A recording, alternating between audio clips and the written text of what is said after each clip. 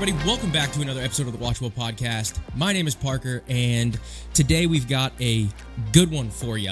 We are actually doing, for the first time ever, we're actually doing a revisit to Forrest Gump. So we've done this before on our podcast with me and my co-host Nick, and I found a new friend, and he wanted to talk about Forrest Gump. Before we get to him and introducing our guest today, I wanted to just update you guys. Check us out on our website, vindicatedproductions.com. You can click on the WatchWell tab. You'll find all of our merch. You can find where you can donate and support us. All that money gets pumped back into the podcast so we can bring more content to you guys. And ultimately what we want to do is we want to take the entertainment industry and we want to submit it under the feet of Christ so that we can have better content, better entertainment that is within a Christian framework and a Christian ethic. So we would appreciate if you could donate, if you could, help support us. And if you can't, because of financial reasons or whatever, it's free to subscribe. It's free to share the videos. It's free to like the videos, and it's free to leave comments down below. We want you guys to give us your opinions as well. So don't be afraid of the comment section and all of those things. Without further ado, Adam Coleman, how's it going, buddy? I'm doing well. Yourself? I'm doing great, man. We over here on this end, we are getting into the routine. We just had our third child, and so yeah, it's been a little crazy. Yeah, I can imagine. Yeah. I've one son, but okay. He's 19. So he's 19. Cool. Yeah, I've got 3 under 6. So we are running around with our hair on fire. Yeah. But it's great, building a legacy, and in 2025, children make you rich. So yeah, it's great. I love being a dad, and that's actually a lot of what you talk about, if I'm not mistaken, right? Absolutely. Yeah. Absolutely. So why don't you tell me a little bit about that and tell everybody where they can find all of your stuff, to make their life better and where they can find value. Yeah, I mean, most of the stuff that I write is on my Substack, or at least like if I write for a different publication, I advertise it on my Substack, but I'm a frequent contributor to the New York Post. I do TV occasionally, especially international, Australia and the UK. I actually get more play internationally than I do domestically. And I have the 2 books. The Children We Left Behind is my newest book. Came out this April, and it's a very deep and personal book because it talks about my childhood growing up without my father, how it affected me when I was a kid, and how it affected me into my adulthood. But also making the argument that it's actually the biggest social issue, the root cause of many of the big social issues that we talk about: drug addiction, homelessness, and even in the book I talk about people struggling to come to Christ. This is very anecdotally, but I watch a lot of stories of people coming to Christ later in life and things of that nature. And they always start from when they were kids. And like 9 times out of 10, it starts with, we got divorced. I experienced a bunch of abuse when I was a kid. And like, there's always some sort of either traumatic experience when they were kids, or traumatic as far as like an event happened, but it's usually single parenthood or divorce. It's one or the other that happens often. And even for some of them, maybe their grandparents took them to church, so they had some exposure to Christianity, and then something happened, and then they question God, and they get lost, and they fall into all different types of stuff. And maybe they're looking for spirituality and get into New Age and all types of stuff, but and they have several reasons as to why they come to Christ. Some of it is supernatural, and that's part of my story. But the reason I bring that up is because there are a lot of kids out there who think that, and I'll use myself, a lot of kids like myself who think that their earthly father is abandoning them, and so is their heavenly father. Like, why, if my own father here doesn't love me, why would God love me? It's that kind of And that's why I think there's a strong connection between the two. Why there's a particular order is because we all have roles. And that's the most demonic thing, is really splitting up the family. Yeah. Purposefully, and advocating for people to split up the families for dysfunction. And that's how you capture the minds and hearts and the souls of children. Yeah, definitely. So dads would be the stand-in representation of Christ, our one and only high priest. And if that fails, it's very easy to fall into the trap of assuming that Christ or God or whatever the person is thinking as their heavenly father figure would be the same. Right. Which is super interesting, because that holds a presupposition that he's not, like, with that definition, he would not be holy and righteous perfectly, right? Because that assumes that he would be falling short. So if someone held that belief and they were coming to you for counsel, how would you guide them through that? I don't mean to put you on the spot, but you got me thinking, bro. How would I put them? Well, I think the best way to connect with people and have them understand certain things is to be as relatable as possible. We're all flawed and we all have stories. And maybe if it's not your story, someone else who's struggled with it. Because I think as people, it's normal to feel like you're the only one who's going through something, right? You can't pay your bills. You feel like a failure because you feel like you're the only one. You've kind of like mentally isolated yourself as the only one in this world who has a problem. And then when you realize it's like, actually what you're going through is normal and other people are going through it too, is like, okay, so something's not wrong with me, right? Like this is a phase. This is as some people say, a season, right? That you might be going through something. But it's good to know that you're not the only one that's struggling with something. Mm-hmm. And so that's why I think it's important that we do talk about the struggles and we don't pretend that our lives are perfect and that nature. Sometimes it's good to be vulnerable. Maybe you don't want to overshare, right? I say a lot about my childhood, but I actually don't overshare. There are very specific things that I don't talk about publicly. So, but you want to share certain things that can be beneficial to other people. So I'm telling my story, not because it benefits me, but because I think it'll help other people. So I guess to kind of answer your question, I would counsel them to say that you're not the only one who feels this way. And what you went through makes sense as to why you are asking these particular questions. But the good thing about Christianity and when I try to measure other religions is the advocacy of asking questions. I think about the thing that stands out for me the most about the Gospels, or like one of the top things that stands out for me about the Gospels is even when the disciples are watching Jesus heal people and do miraculous things, they still have questions. Yeah, that's right. And right? Even doubt. And even doubt. Yeah. And you know what? It wasn't like Jesus was pissed off and like, you guys got to believe me. He understood. He gave them grace, right? And so that's something that I think is really important. We have to give people grace that it is a struggle. It is a struggle to believe beyond what you can see. Mm-hmm. And it's a struggle to believe that you deserve love, even though you haven't been shown love.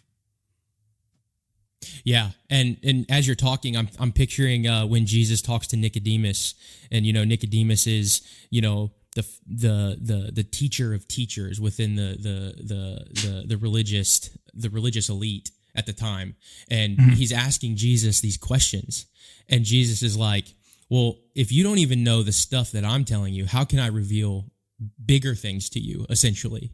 And it's like, it's just interesting as you're talking. It's kind of making me think of picture that scene in the Bible.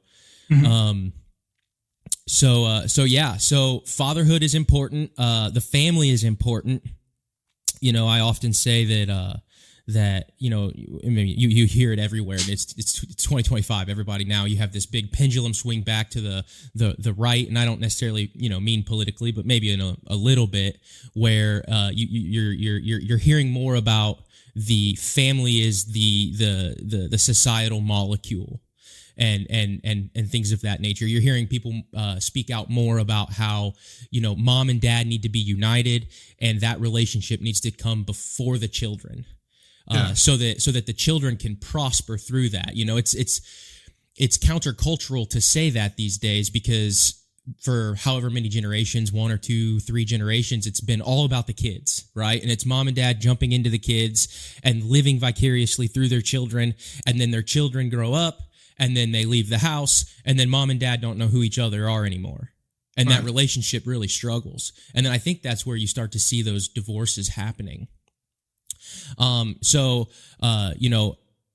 Fatherhood and being a husband, how would you walk people through kind of that idea? Fatherhood and being a husband are obviously different, but the root of it is purpose. There is something that is more important than yourself if you do it right. If you make fatherhood about making yourself look good, then you're doing it wrong. If you make marriage about gaining leverage over someone else, then you're doing it wrong. It is a relationship, just like everything.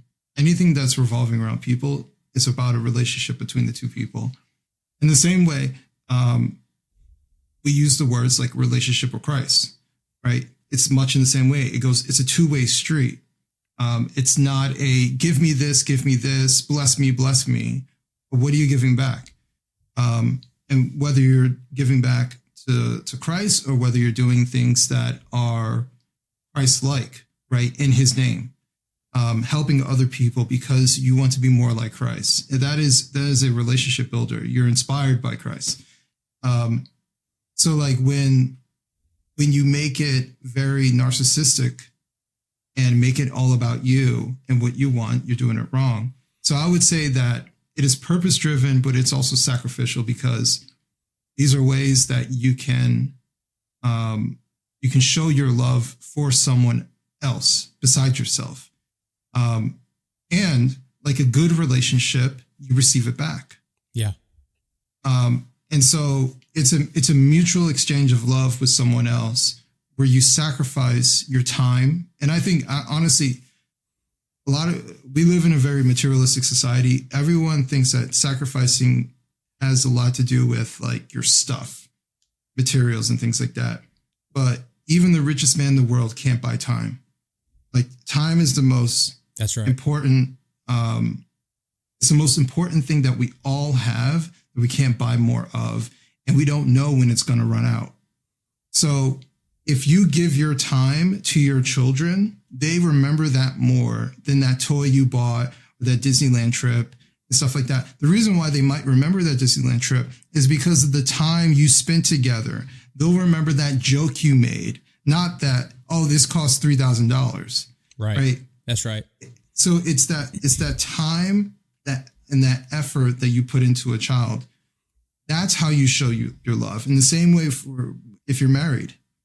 I know you have younger children and you're married, but there are going to be times where you have to separate yourself as a father for a minute and become a husband, right? And you have to put that time into her. And it's very easy to kind of lose your way. Like she's being mom seems like 24/7, but sometimes she has to be wife. Right. Right. And you have to uphold that relationship, and same with you. You have to, demote being a father for a minute and be the husband. So you have to find time to have that alone time, which is why grandparents are really beneficial. But unfortunately, a lot of people are growing up with grandparents who are very much so individualistic, taught their kids to be individualistic.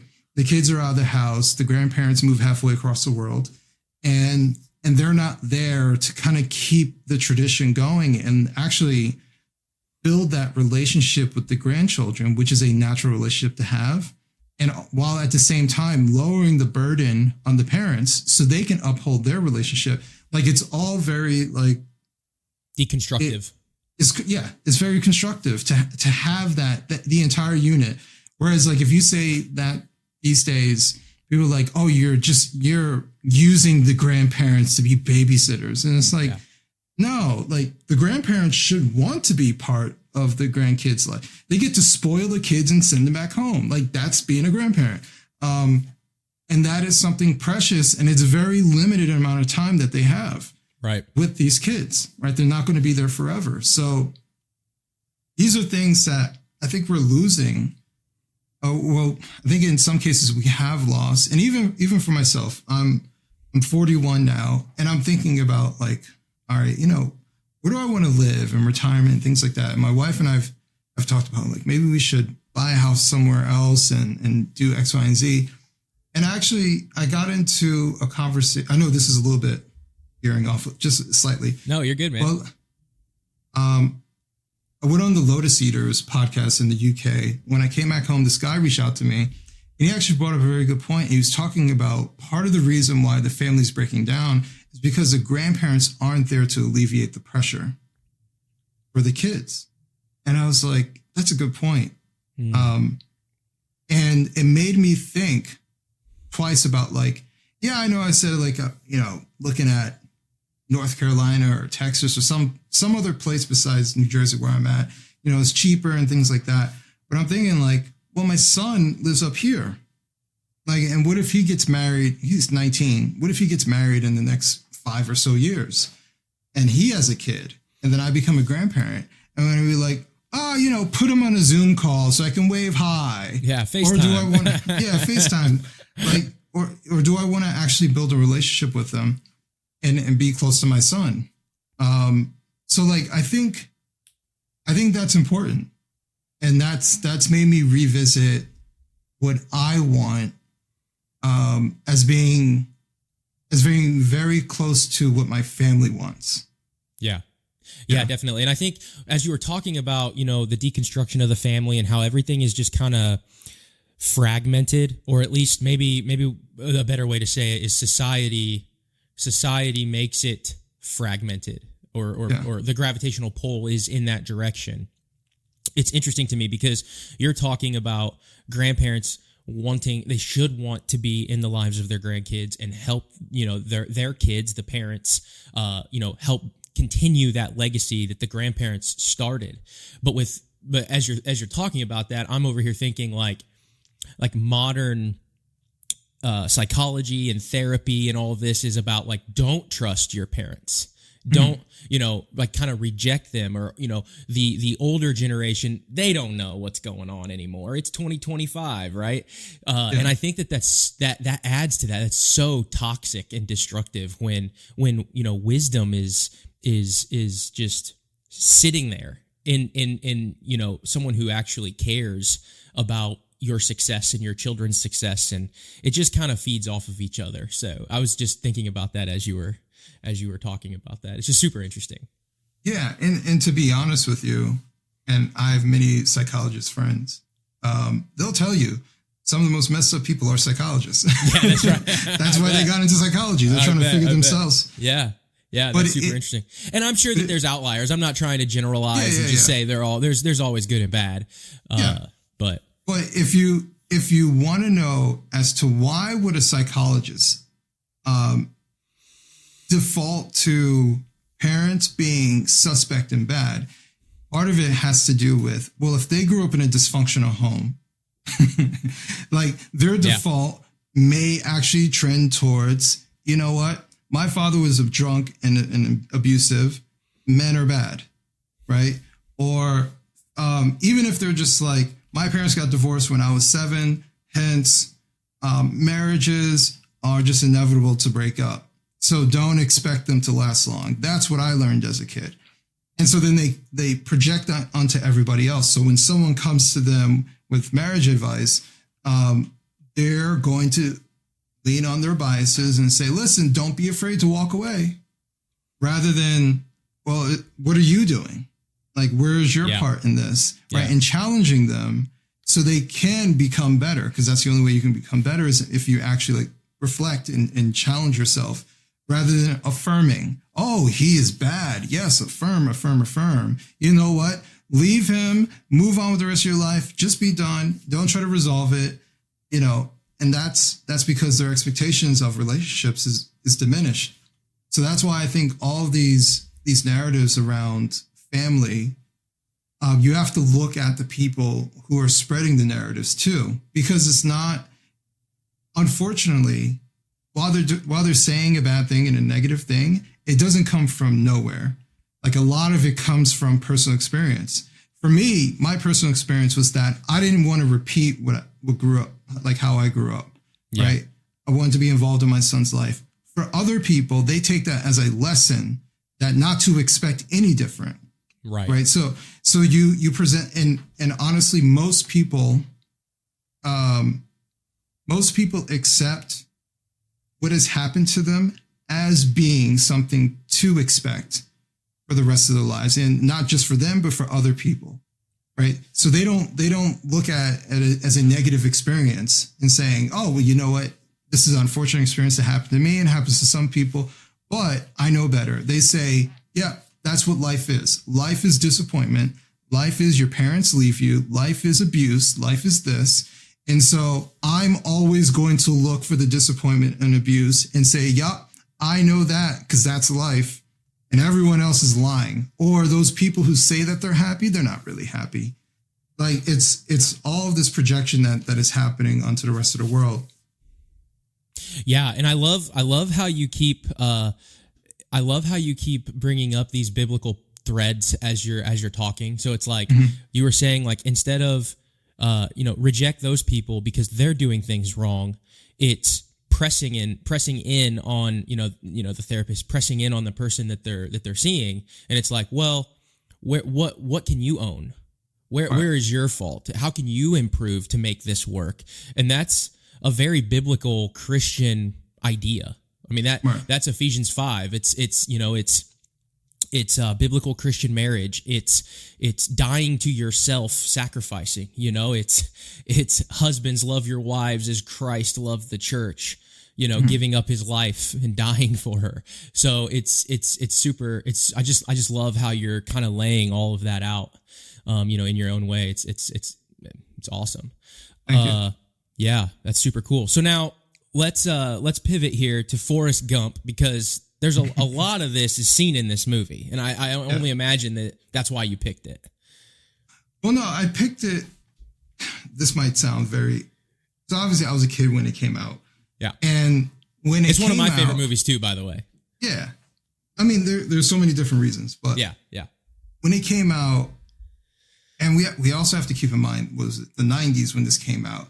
And what we might look at today as far as like graphics and stuff like that, like back then we would be like, whoa, this looks very realistic. Yeah, that's right. Right?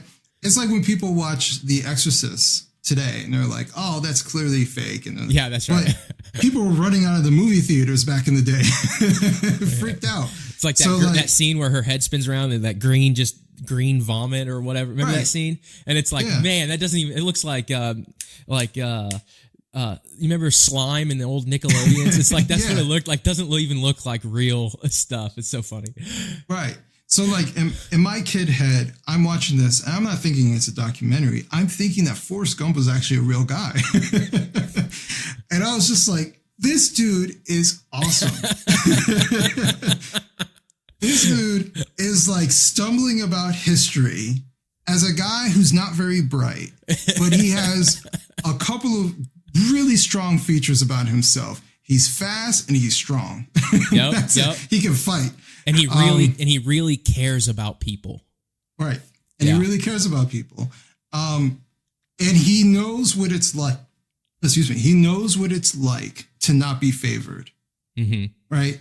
And so, like when he was in Vietnam, he became friends with the guy that you would consider maybe like the reject of the group, right? The guy with the hanging lip, and talks funny. Bubba. And he was friends with him, right? Because he was also the kid where everyone said the seat's taken on the bus. He knows what it's like to feel rejected in society, which is why he never questioned, like, if he was around certain groups of people and people didn't expect him to be there. Like, why are you around the Black Panthers? I don't know. I'm just here with here. some people. Like, I'm just here. I'm just here. Or when the girl dropped the book during the desegregation, and he was like, "You dropped your book, ma'am." Yeah. Like he was like, "Oh, she dropped her book." Like he's not thinking. Wasn't it the scene where it was on the black and white television and he just like looked around and just walked up? That's so good. They were like, "What the hell? What are you doing, boy?" But it's like, it's because he really had a pure heart. You know, he really did care for. Matter of fact, if you think about it, the only times he like physically fought someone was to defend Jenny, the person that he loved. Yeah. Yeah. Like, sorry, so I ruined your Panther party. One of the best lines ever. It's so good. It's so funny. But that should tell you that he truly loved Jenny. Mm-hmm. Now, there's the internet question that goes around: who's the biggest villain in a movie that is not considered a villain? Yeah. And Jenny always comes up. That's right. And I agree, but I'm empathetic because Jenny was molested when she was a child. Mm-hmm. Like, they did a really good job at showing, like, without explicitly saying. Yeah. But we knew what was happening to her when she was a child. She was being abused and sexually abused when she was a child. Yeah, it's like the original, like on X or social media where they say, like, tell me your blank without telling me. Yeah. It was like the original version of that in a blockbuster film. Yeah. Yeah, exactly. So that was happening to her. So her behavior of becoming very sexual, even if she hates it, mm-hmm. That's not an uncommon thing to happen for young girls who are being sexually abused, especially for years. It's because their body no longer becomes their body. Their body becomes an object for someone else. Yep, that's right. And it's like a currency. And so they learn at a very early age that the only way to get something is to use the currency that I have, because it's actually not even mine, right? So it doesn't mean anything to me anyway. Someone took my innocence without my permission. So this isn't even really my body. I don't even like it anymore because someone took it from me. So that's why they treat their body so cheaply. It's because the value of it in their heads was taken away by somebody else. So it doesn't. You think it's valuable? Fine. Here you go. As long as it gets me the thing that I need, fine. And so that's why it becomes okay to become a prostitute. It becomes okay to become a stripper. But what you saw also was her going down a path of destruction and being lost and suicidal, standing on that ledge, self-hatred. She had an abundance of self-hatred because she had all this trauma when she was younger. And unfortunately, the lifestyle she leads, and I think the movie basically kind of implied this as well, was that not only was she sexually abused when she was a child, she was making decisions that were putting her in other circumstances to be physically assaulted, sexually assaulted by men when she's older as well. Right. So, I think the first time that he fought someone was when that guy was basically trying to rape her in the car and he had to beat her up. Is that the first and only time that Jenny ended up in a circumstance like that? One would guess that no, it wasn't. So like, while yes, she was definitely like leading him on in many cases, and he was trying to like give up basically anything and everything to be with her. And she was vulnerable for 1 minute, had sex with him one time and left and had a kid somewhere else and didn't tell him for years. Like, all of those are objectively bad things and kind of messed up to a guy who's been nothing but kind and sweet to you. But on the flip side, if you understand the amount of self-hatred that she went through, and the ultimate of losing hope, by standing on the edge and making that choice and wanting to kill yourself, you just lost all hope. Like you don't even think you're valuable at that point. There's no point of being alive. So for her to go through all of that, it explains why she kind of led him on, because you can make the argument that she thinks that Forrest is too good for her. She deserves trashy guys. She deserves that's even a line in the movie. Oh, man, You're too good for me. You're too good to me. Or she says something like that. Why are you so good to me? Yeah. So that's an indication that's how she. Oh my God. I forgot about that line, but yeah, you're right. That's an indication of how she sees herself, but also how she sees Forrest. She sees Forrest as a really good guy, and I am trash. I've been treated like trash since I was a kid by my father. I've been treated like trash by other men and other people. Look at me, I'm a drug addict. Look at me, like I'm trash, and you're looking at me like I'm a gem. And it's a mismatch, and she can't accept it. So even when she comes back to him because she doesn't have any other place to go, and she is loved, that love feels foreign to her, which is why she ran away. Right. So is she the villain? In some ways, yes. But in other ways, there's an explanation as to her story arc as to how she got there. I wouldn't paint her as some like cluster B narcissist woman who just decided to torment a guy and lead him on constantly. Yeah. It's super interesting to me. So I'm hearing you talk, and I agree 100% with everything that you're saying. Mm-hmm. And it's really interesting for me to think, why do we relate to that narrative so well? Where you have Jenny, who's loved by Forrest, and she goes out and she does all of these terrible things. And then at the very end of the movie, she comes back and she finally has the moment where she looks at Forrest and she's like, "That's your son. I've done a lot of bad things. I have cancer." And she's at this, it's almost like she's at this place of at peace, and she's accepted, the cancer that she has, and then she dies. And there's a lot of people that would say well, she got what she deserved, or, it was convenient for her to, go reach back out to Forrest, and, because at that time in her life, now she needed somebody, and she mm-hmm. she was using him. And it's super interesting. So we have this narrative, one more time, where it's like, they meet at the beginning, and then Forrest falls in love when they're on the bus because he sits next to her on the bus, and then they have the entire journey, and then at the very end, there's this reconciliation moment, right? Mm-hmm. And when we compare that and we hold that up to the Bible, it's often said, starts with a marriage and ends with a marriage.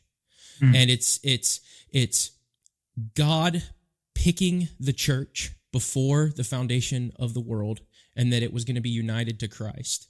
And then you have Genesis, and then you have this entire narrative where the church goes out. And if you read in the prophets like Ezekiel and Jeremiah and Isaiah, the church just whores itself out the entire narrative of the Bible, right? And it's even worse than that. It says in these books of the Bible, where it's like, you're worse than a whore. You're a whore that does that and doesn't even take payment for it. And you're talking about God and Christ through that narrative stays faithful to the bride the entire time, ultimately until you get to Revelation and the end happens, where he comes back, and the reunification of Christ, the marriage of the bride, so that we are reunited and reconciled to the bridegroom. So it's just super interesting, these dynamics, and how we look at this film and we can see that same narrative. Obviously, every narrative kind of breaks down at some point in the details, right. But it's just super fascinating to me how you can compare those two things, where the church is the bride and Christ is the bridegroom, and at the end there's going to be this reconciliation moment where through the groom that we are reunited to, we're going to be glorified. And I just see that all throughout the narrative of this movie. What do you think of all that? No, I think you have a point. As you were talking, I also thought about, if Forrest was my friend, would I tell him to do what he did in the movie? I probably wouldn't. Right. And the reason being is that he lucked out. In the movie, it's a movie. So in the movie, she comes around and you know, he doesn't care that she has cancer and all this other stuff. He doesn't care about all this other stuff. He just wants her, right? Mm-hmm. So if that's what he wanted. If I had a friend who was constantly being misled, I would say that she is showing you based off of her behavior what she actually wants, but feels like she deserves, right? And it usually feels like she deserves. So like, here's a practice. When you see people complain about their exes, right? Oh, he was trash, and all my exes are trash, blah, blah, blah. Then my next question is, well, why did you accept trash into your life? That's right. That's like, so good. Why do you keep picking trash? And so if you see someone like, oh, my ex-husband, he's this and he's that, and I'm listening to their story, I was like, why did you accept that? Yeah. And well, the reason being is you picked it, right? And so, but the reason they picked it is because they thought that's the best they can do. Yeah. Right? Because if you thought you could do better, you wouldn't have been like, oh yeah, sure, let's get married. You wouldn't have stayed with that person. You got together with that person and you saw all their flaws and you said, that's the best I can do. So if he starts, or it's an immediate gratification thing where it's like, I'm not actually going to ask the right questions. They just make me feel good, and it's right now. You know, it's like the whole, like, I'm not waiting for Mr. or Mrs. Right. I'm waiting for Mr. or Mrs. Right now. And then they don't actually get to a deep relationship. It's all superficial, and then they're like throwing their hands up. Why didn't this work? I hear you, but I think deep down inside, we know when there's unanswered questions. We know when something is off. We know, especially from a guy's perspective, guys look for reasons to qualify a woman. They're like, that's not that bad. You know, she has 3 kids. You know, 3 kids are nice. You know, we're just looking for every rich reason. We're ignoring all the red flags. Right? That's a very common thing for guys to do. For women, though, I would say it's a little bit different. Although it's the same concept. Whoever you choose to stay in a relationship with, that's what you feel is the best you can do. Because if you thought you could do better, you would leave. But I think especially for women, the women who pick the guys, because the natural angle is that men shoot their shot all over the place. The women pick, right? Mm-hmm. And so if a woman picks a guy, that means that she said, forget all these other guys. This is the one I want. Yep. And so especially for them, if they're like every ex-boyfriend, their ex-husband, every ex whatever is a jerk, abusive, and so on and so forth, you have to start asking the question, well, the common denominator is you. Mm-hmm. Why do you keep picking this type of person? And it goes down to what they feel they deserve. They feel that they deserve this. And listen, even in circumstances where women are being physically, like legitimately being abused, part of the reason they stay is because their self-esteem is so low and they've been told by the abuser, you can't do better than me. And they believe it. Otherwise, they would find some sort of way out. It's the moment that they say to themselves, I deserve better than this. When they finally believe it, then they change their behavior. Then they work on a way to get out of the relationship. But there's usually a long series of things that are happening where they accept it. They may not like it, but they accept the conduct, the treatment, whatever. They accept all this stuff because deep down, they believe this is the best they can do. Mm-hmm. So you can learn a lot about how someone feels about themselves based off of the people they choose to have around them, including their relationships. So if you were hanging out with a guy or not hanging out, but let's say let's say you had a coworker and you're talking to the guy and half of his friends are pedophiles. What would you assume about this guy? Yeah.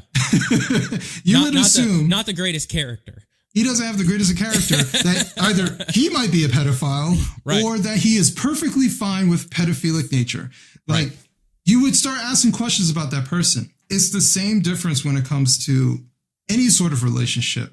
Who you have around you in an intimate way tells me about what you accept in your life. And like, I have a rule. I'm not friends with men who abuse kids or neglect their kids. Mm-hmm. Like, I'm just not friends with deadbeat dads. If I was like, oh, he seems cool, but what's that? Oh, you abandon your kid, you don't see them. I just can't be intimate friends with you. Right. And a lot of that's very personal to me because I was that abandoned kid. How am I going to be intimate friends with someone who is, and listen, I'm about forgiveness too. And I talk about forgiveness within the book. But if you're abandoning your kid and you're not saying, I shouldn't have done that, I'm trying to reunify. If you're not doing any of that stuff, I cannot be friends with you. Well, to clarify, you specifically said intimate friends. You weren't talking about mentorship. You weren't talking about, but there is a close circle that we have to guard. Because bad company corrupts good morals. I mean, the Bible talks about this. So yeah, I mean, I'm right there with you, man. Yeah. And like I said, I do believe in forgiveness. I've talked to fathers who feel that they've messed up. And I'm friendly with them and they are trying, right? Because they recognize, and listen, a lot of for these guys stems from when they were kids. They're just like repeating behavior. So I'm empathetic. I don't think all of these guys abandon their kids because they're callous. I think some of them are. But I think also some of them regret what is going on, but they feel that it's too far gone to do anything about it. They've lost hope that even if 5 years on from abandoning their kid, they felt regret, they think it's 5 years too late to try to get back into that child's life. Yeah. So they just continue down that pattern. But if you're just abandoning your kid and you're like, oh yeah, I got some kid out there with some chick, and you're just moved about your day and you don't care, like there's no way I can be friends with you. Right. Yeah. And I can barely associate with you, nevertheless be friends with you.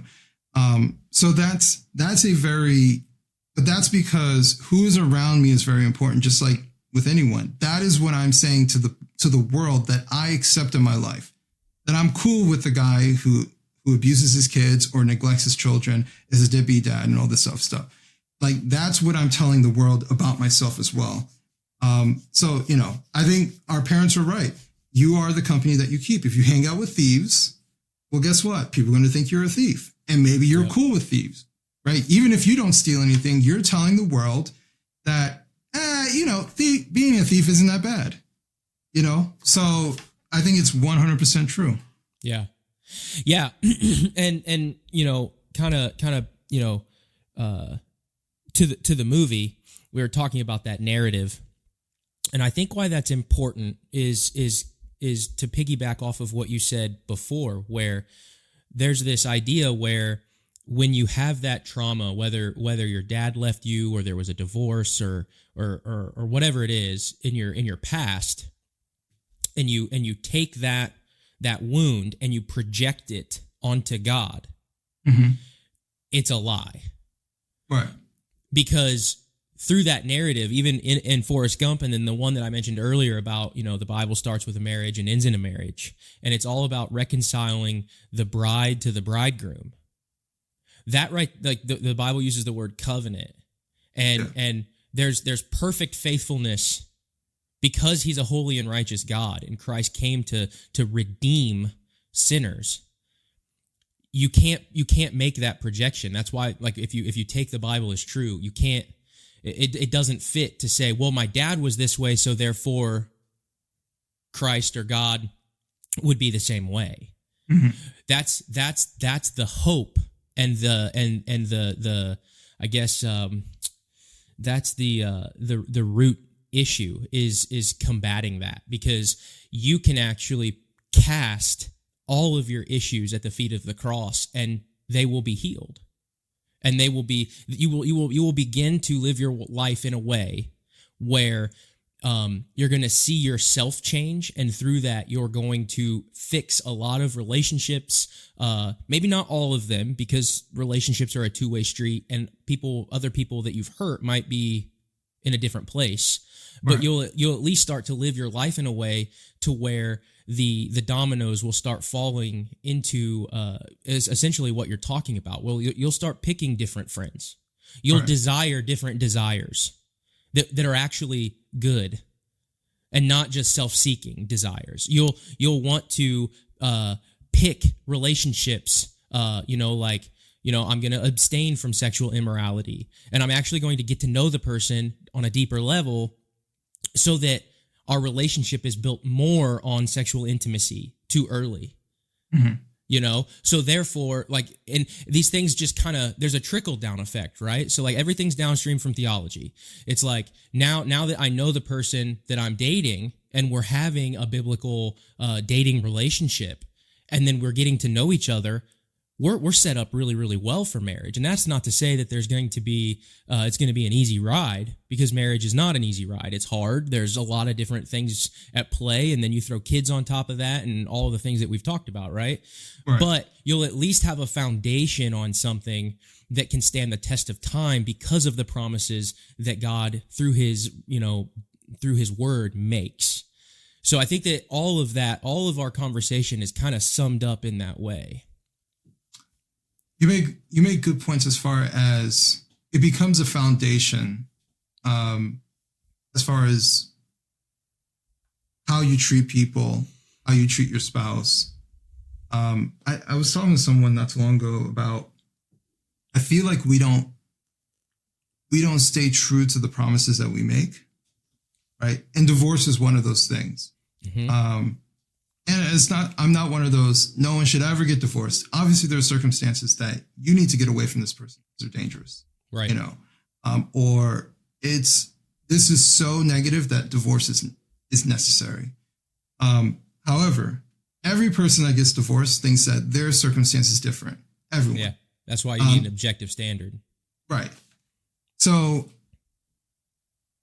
well, and sometimes I hear people talk about their breakups. I had a friend tell me one time, people think that because they don't get married, that they haven't gone through a divorce.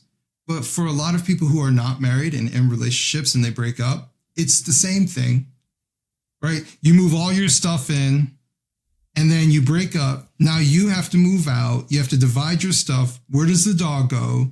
Maybe you had kids together. You have to figure out that it's the same difference. They think that they're like skipping the line or something like that. But you're having the same emotional attachment, the same after effect of splitting up, whether you're divorced or not. The only difference is that the courts aren't involved whatsoever. But emotionally and physically, it's the same difference. But it's the only different thing that stands out is that they never made that promise, right? That promise that they stood, let's say you don't believe in God. You stood at court and you said, I do, and you have some sort of vows. Most people get married inside of a church. Mm-hmm. They gave their vows. They made that promise. And time after time after time, people get divorced, breaking that promise, right? So I think there is an element of we make promises that are subjective. My intention was, but, and yeah. I was telling my wife the other day, I was like, yeah, I'm never going to know what it's like to get divorced. Yeah. She's the only person I've ever married. We just got married. We'll be celebrating we're 4 years now. Yeah. Congratulations. Thank you. Yeah. Married in 2021 in September. So in a couple of weeks, we'll be taking we try to do like an annual vacation somewhere. Oh, that's awesome. But it's like our anniversary as well. Yeah. So we're trying to do that every year. We started it, our honeymoon, and then we've been doing it every year since and traveling abroad for 2 weeks. That's awesome. I just celebrated, 2017 is when we got married. So whatever that math is, 8 years, I think. What is that? 8 years? Is that right? Yes. 8 years. So 8 years this last May. And then we've got 3 kids, and she's the only girl I've ever dated. Married, all of it, like all of it's with her. So, wow, I'm a unicorn. Yeah. And the same on her side too. Yeah. Wow. High school sweethearts. First ever dated, first ever everything, man. Wait, how old are you? I'm 33. Wow. Until my wife hears this and says, "No, you're 32." I'm just really bad with dates and ages. I stopped really thinking about it after 30. Listen, I don't blame you. After the second kid, I was like, who really cares anyway? It's not until you reach like the milestone ages, like 40 or something. I know like it's that. my birthday when my calendar on my phone says, "Hey, it's your birthday." I know other people tell me. Yeah. I didn't mean to cut you off, but go ahead. No, it was all good. But yeah, man, like after so many years, I just kind of stopped caring about how old I am, and but yeah, so other than that, let's see. I think we talked about the movie. We talked about your stuff. Where can people find your book? It's everywhere. Okay. Amazon. They can go to wrongspeak.net. Wrongspeak Publishing is my company. They could purchase both books there, as well as Luminescence Manual, which is written by a different author who's with Wrongspeak Publishing. So, it's their favorite book retailers. But Amazon is, I think, 80% of the book market these days. So probably the easiest way. Are you in any like Barnes and Noble or anything like that? Yeah, you're everywhere. Yeah. Okay, so literally everywhere. Cool. All right. Cool. So if you do go to the movies, like the actual theaters. What is that like? I know. It's been a while. Has it? When was the last time you went to a movie theater? That's a good question. We used to do because at least over here, they started doing like the AMC theaters where you have like the big seats and stuff like that. That was more of like a treat because you always came out spending like $100. Yeah, that's right. It's getting expensive. Unless you go to like a matinee, it's like $8.75 or something like that. Yeah. But then you end up getting candy and popcorn. It's $100 anyway. Oh, we get like a meal. Yeah. Like, they're like, you want a burger? I was like, that's right. All right. I mean, have you seen? I think you said you're in New Jersey. Are they doing like alcohol and full bar and stuff? We have that here. You can go and grab a drink and drink beer, and watch a movie. It's wild. Yeah, they bring. So obviously you have to show ID, but they'll bring. I don't really drink alcohol, so that's why. But like, I know that they'll bring you a drink. To your seat, you're assigned. I do like the idea though of like, I want to sit here. Like you do all that beforehand, so you don't get there and you're like, oh, there's no seats available or anything like that. Like I actually kind of like this. However, the biggest problem for me is just that the movies have been just absolute trash. Yeah, they've been real bad. It's been pretty difficult over here trying to do 4 reviews. Years maybe. Yeah, 4 or 5 years. It's just been garbage. Well, and there's been a transition to where the theatrical releases have been real kind of like and most of the money's in the streaming services. So you're gonna see bigger drops on like Netflix and Amazon and Disney and the HBO and Hulu and stuff. So I think that's kind of the shift. But we want to make movies great again. we want to get people back into the theater where you could do a night out and enjoy this. But if you do go to the theater, Adam, are you going with popcorn or are you going with candy? Oh, popcorn. Popcorn. I'm not much of a candy person, just in general. Not much. Okay. Yeah. If you go and you're choosing your seat, are you in front row, middle, or back row? Tend to be middle. Okay. Tend to be middle. Yeah. I'm not opposed to being in the back, but definitely not the front. Definitely not the front, because then you gotta you gotta do all the this whole time. Yeah. I'm like middle row, and then throw my feet up on the bar, and then relax and watch the movie. That's a pro tip for those watching. Pick the middle row with the bar, and then throw your feet up, and it's real comfortable. See, I haven't been to a theater like that in a long time because everyone started converting over to the assigned seats where you have like adequate space. Yeah, that's right. So it almost feels like there isn't a bad seat. Yeah. But yeah, I tend to be like, even with the assigned seats, I tend to try to get something closer to the middle, even if I'm on one side or the other, I'm fine with that. Like that doesn't bother me if I'm more to the left or more to the right. Yeah, I guess any more to your point about the assigned seats and bad seats, it's who you're sitting around is what makes a bad seat. Yes. It's not the seat itself. Are you, like, if you go to pick a movie, what genre are you going for? Action, drama, romance, romantic comedy? If I'm going to a movie you look theater, like a romance guy to me. No. Sometimes, maybe. I don't know. There's something. I mean, Forrest Gump. I don't know. Forrest Gump doesn't seem like a romance movie. Like it's an everything movie. Like because there is some action in it. That's true. That's true. That's why it makes it so great. Because there's some comedy in it. Some ironic comedy. There's some like heartfelt moments. Like there's everything in it. It does really transcend like politics. It transcends everything. Yeah. Yeah. Exactly. No, but if I'm paying money to go to a movie theater and see this massive screen, I'm going to see likely an action movie. Action. Okay. Yeah. Okay. And obviously, like these days, action means Marvel or DC. But yeah. You know, my son. Oh, what were you gonna say? No. Go ahead. You said you were gonna talk about your son.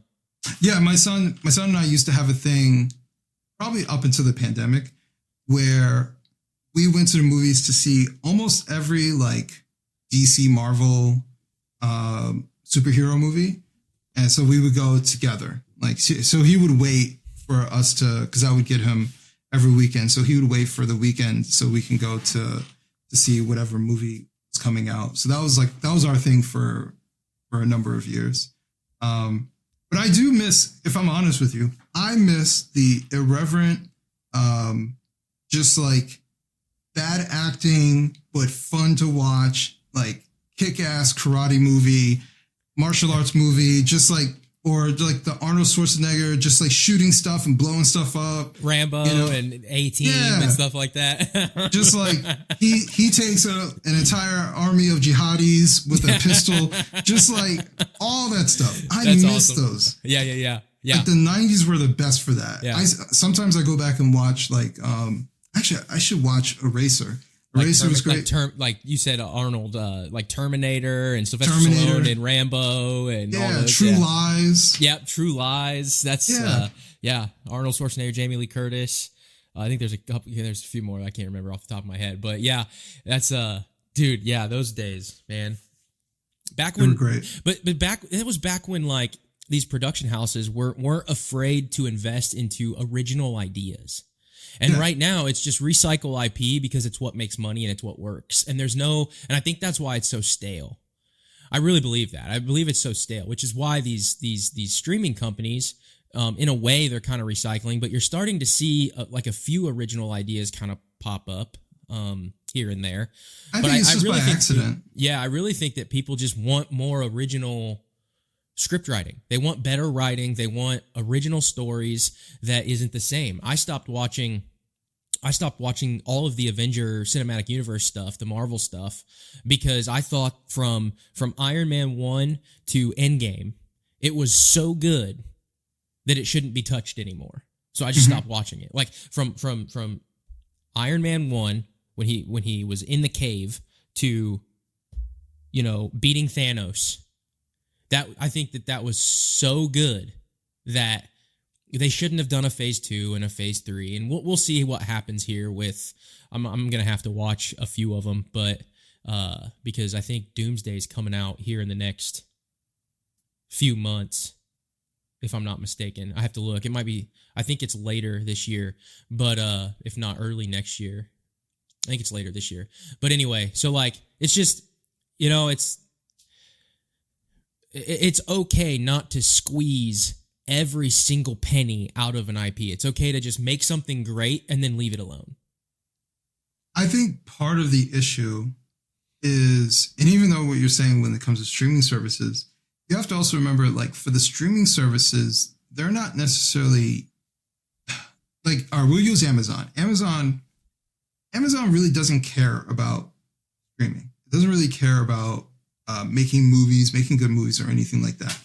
They make their money off of products and services, right? So if getting you to click on a movie allows an opportunity to market to you an item that they're selling, then that's what they'll do.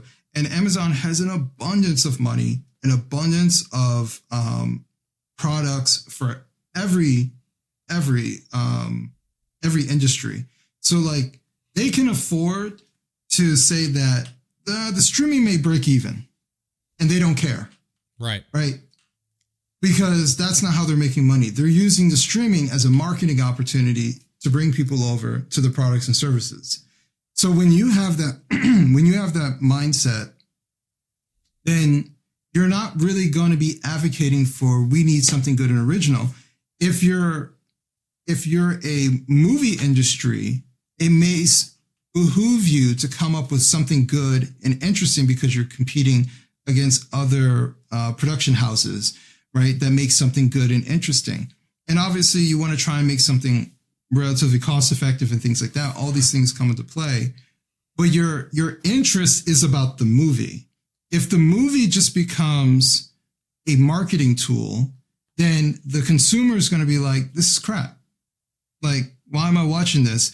And maybe once in a while they'll hit something good just by sheer luck, but their goal isn't necessarily to make good content. Their goal is to dominate content, to have as much content as possible for you to choose. So you stay on Amazon's platform, so you buy their products and services.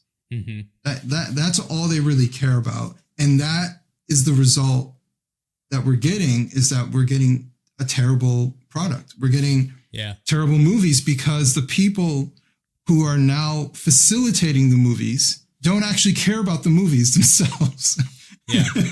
Yeah, I think you're right. I think there are one-offs. Like you're seeing the Terminal List went huge, and they signed Chris. I think they signed Chris Pratt and the guy from Lone Survivor. I forget his name, but I think that most of the movies on Prime are just just rights they buy, older movies, and then the Amazon originals are where they put their money, and those are few and far between.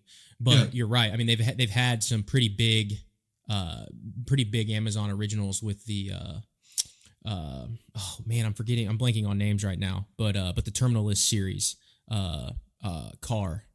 Jack Carr, and from the book series, but off the top of my head right now, that's the only one I can think of. Yeah. So that kind of proves your point in a way. And Netflix does a better job, but Netflix isn't in the products and services game, but Netflix doesn't curate. It doesn't really curate. Like 99% of it is garbage. Right. So, they have more of an interest of having like something good, but man, it's hard going through there and finding something good. I remember, I don't know you told me how old you are. I don't know if you remember this at all, but when Netflix first came out, they did DVDs. You remember that? Yep. And then when they started doing online streaming, they used to do, you stream movies through them with Stars. They had a deal with Stars, and then they lost that deal with Stars. And so then they said, well, I guess we got to create our own stuff. And that's kind of how they got into like Netflix originals and stuff like that. So Netflix is I remember that. You remember? They mailed you the DVDs, and I remember getting those DVDs mailed to me as a kid at my parents' house. I used to do that all the time. Two DVDs, a month or something? It was something. It was like two at a time. Yeah. It was like two at a time, and you get and then you could like send one back, and they had the red Netflix little fold up thing that you could send them in and out of. Yeah, I remember that. Yeah, and I used to do that as well. But they have had hits like Squid Games. Yep. They've had hits with the kids one. Why am I drawing a blank? It's gonna bother me if I can't think. Stranger Things. Thank you. Yeah. Like these are like genuine hits, and they're series, so they can do multiples and stuff like that. And I think those happen way more frequently than I would say on Amazon. And they're not movies. Yeah, and they're not movies, right? They're shows, essentially. And they have to have a good story to keep it going. Yeah. And also Netflix has gotten big into documentaries, so And documentaries are story driven. And comedy specials. And exactly. Comedy specials. They made their name on comedy specials for quite a long time. So like Netflix has done a better job at it, even though I have criticisms of Netflix, but Netflix has done a better job because their entire thing is we are a streaming platform. Amazon, on the other hand, is just like, we don't give a shit. We'll take whatever because our game is products and services. Buy our stuff and use Amazon AWS. Like that's what they care about. So that it's a different motive, and that's why you get a different quality. I rarely watch Amazon Prime, if I'm completely honest with you, because I don't feel that there's anything good on there that is attractive, nor their original stuff. I don't think it's particularly good or interesting. Netflix has done a better job of getting me interested in watching something that is on there over the years. Yeah. Well, Adam, I want to be respectful of your time here, buddy. I appreciate you coming on. Guys, his book's everywhere, Amazon. Don't go watch movies. Just go buy his book on Amazon. Stay away from Prime. Go buy Adam's book. Again, brother, I really appreciate, you coming on and talking to me and being available. And yeah, I pray that, your platform continues to grow and, you keep helping guys find ways to be better fathers, better husbands. And, yeah, we really need to rein society in. So anything good like that, is the direction that we need to go for sure. Guys, Just remember, do you have any final words, Adam? Also, I have a YouTube channel. I keep forgetting to tell people. Oh, yeah. Shout it out, man. It's at wrong_speak. Wrong_speak. Yep. So I do have my YouTube channel there. I do have a series called Breaking Bread. It's on a little bit of a hiatus, but you can watch old episodes. It'll be coming back with Thirst is going to be a streaming platform that I'm working with. Been working with for about a year or so. Should be coming to fruition, I don't know, within the next coming months. And with that will come back new episodes of Breaking Bread. Awesome, man. Well, again, I thank you for coming out and spending your time resource with me. And I hope to stay in touch, and we'll catch you next time. All right.